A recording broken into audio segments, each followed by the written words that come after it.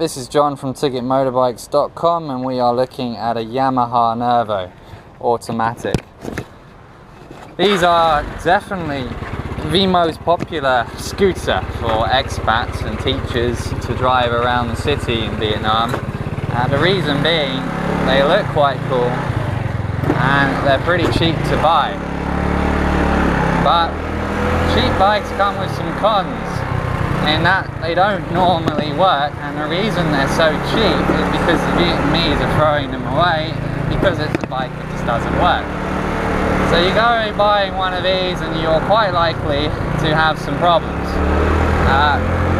As a general guideline, I would say if you're here for more than 6 months, statistically you should probably be buying a bike that's worth more than $450, which is a standard Nouvo-free dealer price. You should be going up to the Hayatis and the Airblades. But if you're here for a short time, less than 6 months, there's nothing wrong with a Nouvo. It's the kind of bike where it's likely to not turn on all the time in the morning, reasonably high maintenance, but when they're working, you know, they're quite nice to ride, nothing wrong with them, and they look quite cool. They're by no means high quality, and the way it works really, you have the Nouvo 1, 2 and 3 in the expat price range, basically going up through the years. And the way I look at it is this: you get a Nouvo 3, maybe 4 out of the 5 of them are working. You get a Nouvo 2, maybe 3 out of the 5 of them are working. A Nouvo 1, 2 out of the 5.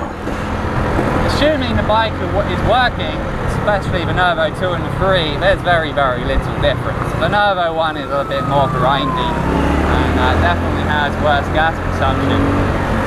But they're all more or less the same, and then you jump up to the Nouvo 4, which is straight up to about $1,000. It's on a completely different playing field. So yeah, the Nouvo is likely to cause you some stress, and sure, there are some teachers and expats around who will tell you their lovely Yamaha Nouvo has never had any problems, and that's probably true.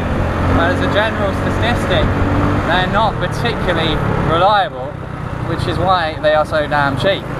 So you do need to be a bit careful when you buy them. Because they are real Yamahas, the parts are actually pretty expensive.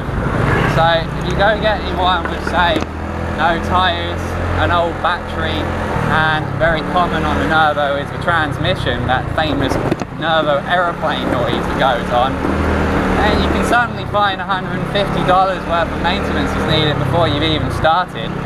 And especially if you have another 1 or a 2, that can creep up to be near to the value of the bike, which in Western culture we'd call it a write-off. So great bikes if you're lucky, a little bit of a gamble. So that's the Nouvo.